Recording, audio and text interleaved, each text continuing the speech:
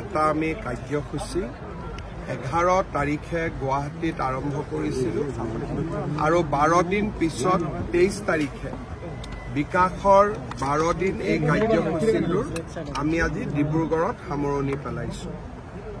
এই সময়ছোৱাত অসমৰ 20 লাখ লোকক আমি নতুনকৈ ৰেচন কাৰ্ড দিব পাৰিলোঁ। বানপানীত ক্ষতিগ্ৰস্ত 6 লাখ লোকক আমি সাহায্য আগবঢ়াব পাৰিলোঁ। অসমৰ মেধাৱী ছাত্ৰ ছাত্ৰীসকলক স্কুটি চাইকেল আনন্দৰাম বৰুৱা বঁটা প্ৰদান কৰিব পাৰিলোঁ আৰু প্ৰায়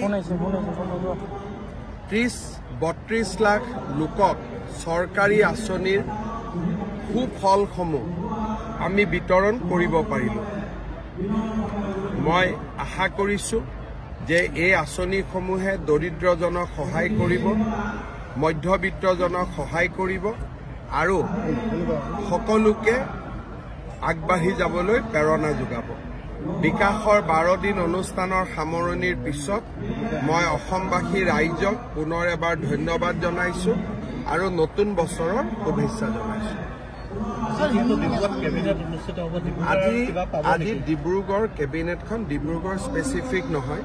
যেতিয়াই মই প্ৰত্যেক মাহত আহোঁ তাতে ডিব্ৰুগড়ত যি গুৱাহাটীত যেনেকৈ কেবিনেট হয় তেনেকৈ ডিব্ৰুগড়তো হ'ব আৰু গুৱাহাটীত কেবিনেট হ'লে যেনেকৈ আমি গুৱাহাটীৰ কথা নাপাতোঁ এনেকৈ ডিব্ৰুগড়ৰ মুখ্যমন্ত্ৰী কাৰ্যালয়ত হোৱা কেবিনেটতো জিলাখনৰ বিষয়ে আলোচনা নহয়, যি নৰ্মেল এজেণ্ডা থাকে সেই আলোচনা হ'ব।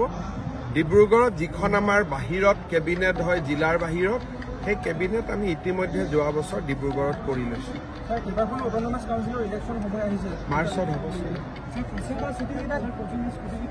কোচিঙৰ স্কুটি আমি নিদিওঁ। ইয়াত যুক্তিৰ কথা নাহে, আমি নিদিওঁ আৰু। Thank U.